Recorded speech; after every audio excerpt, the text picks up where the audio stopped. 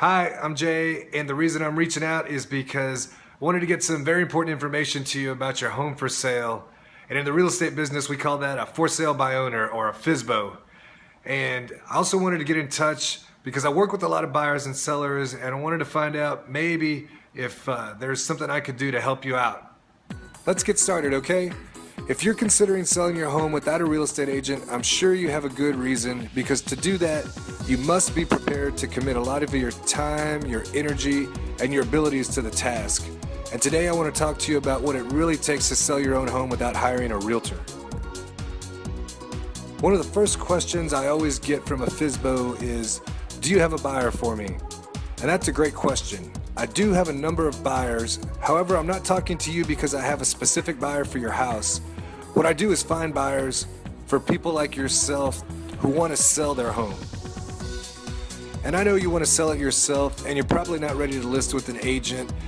And I respect that. I totally get it. You're not really planning to hire anybody, and you're just going to do it yourself.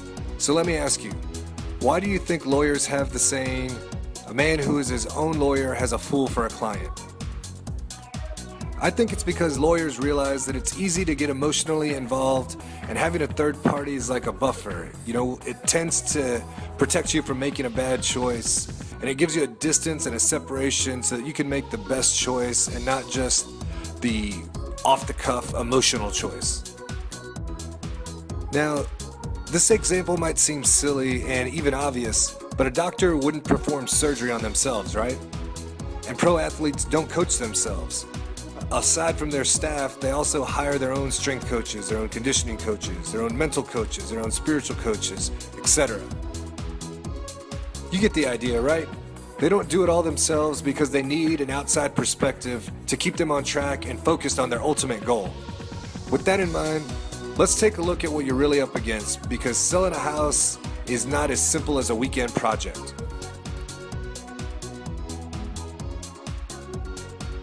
Less than 10% of homeowners attempt to sell their house on their own, and less than 5% actually complete a successful sale on their own. And it's no wonder. There are over 118 variables that need to be coordinated, monitored, and done in a specific order.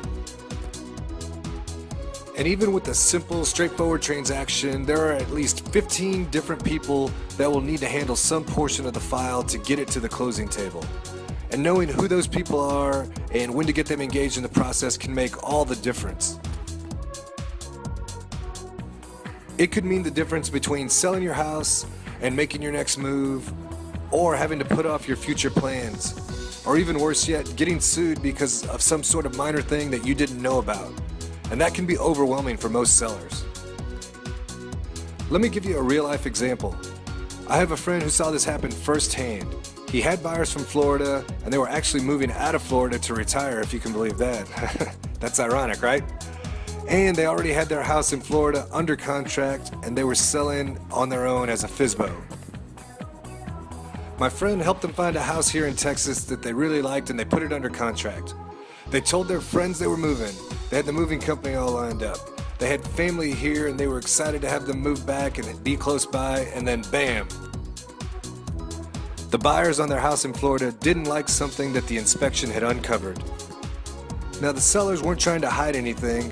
In fact, they were pretty open, and they said, oh yeah, that happened years ago and we've already had it fixed. Well, Florida, like most states including Texas, requires that the seller has to disclose. And that basically means that they have to tell the buyers everything they know about the house since they bought it, with repairs or defects or what have you. Since the sellers failed to do what the law requires, the buyers were allowed out of the contract with all of their money back. And because the sellers didn't disclose that issue like they were supposed to, then they were also successfully sued by the buyers.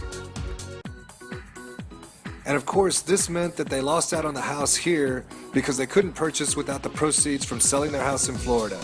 And on top of all that, they were disappointed, their family was disappointed, and they had to postpone their retirement plans indefinitely. And the real kick in the pants is that the whole scenario could have been avoided if they would have just known that they had to fill out a seller's disclosure document. And that's just a simple 4-page document that would have protected them.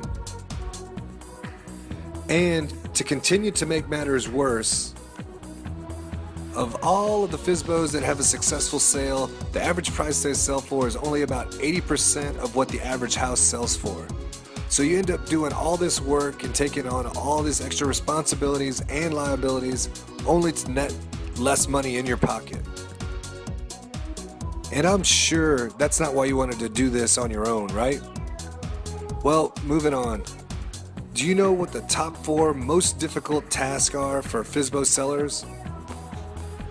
This is from a survey taken from the homeowners that attempted to sell their own home last year. Here are the top 4 most difficult tasks for FSBO sellers. 18% getting the price right.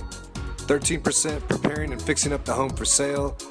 12% understanding and performing all the paperwork necessary. And 3% having enough time to devote to all these aspects of the sale. Now, it only stands to reason that if you want to sell your house, you have to go where the buyers are, right? I mean, that just makes sense.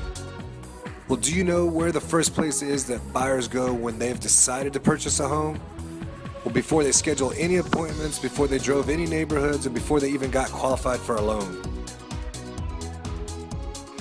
Here's how buyers started searching for the home they purchased.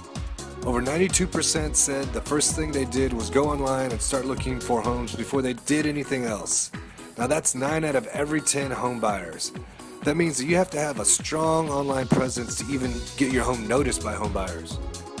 Well, if 9 out of 10 home buyers are searching online for their new home, where do you think FSBOs should advertise?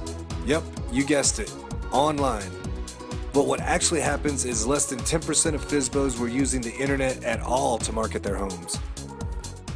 I mean, forget about it. There's virtually zero presence, much less having a strong one. And as you can see, there's quite a big disconnect between how buyers are actually finding the homes they purchase and how FSBOs are trying to find those buyers. And here's another interesting statistic. Did you know that over 88% of buyers purchase their home through a real estate agent or broker? I know it seems feasible to think that you can tell realtors, hey, if you bring me a buyer, I'll pay you a commission. But from a realtor's perspective, that might not be such a great deal. Which of these following 2 scenarios is more likely to happen?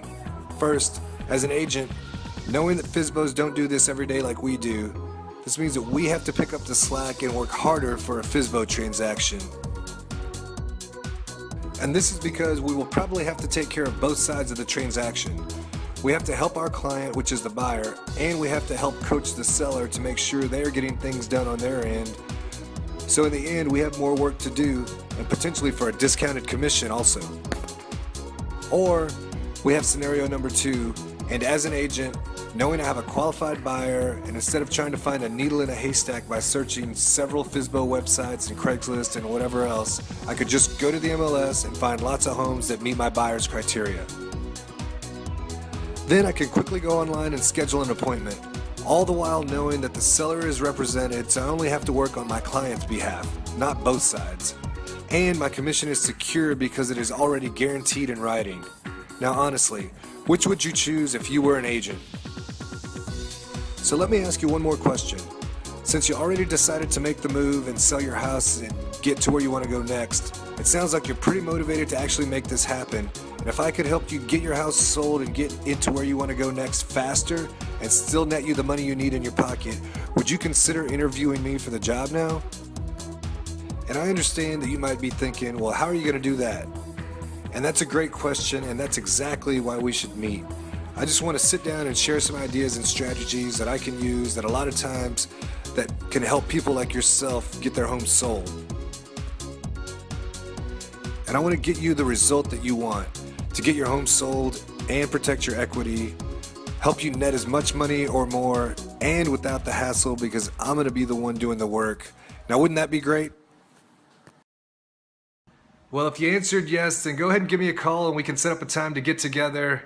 And if I don't hear from you, I'll just follow up with you in a few days, okay? Thanks.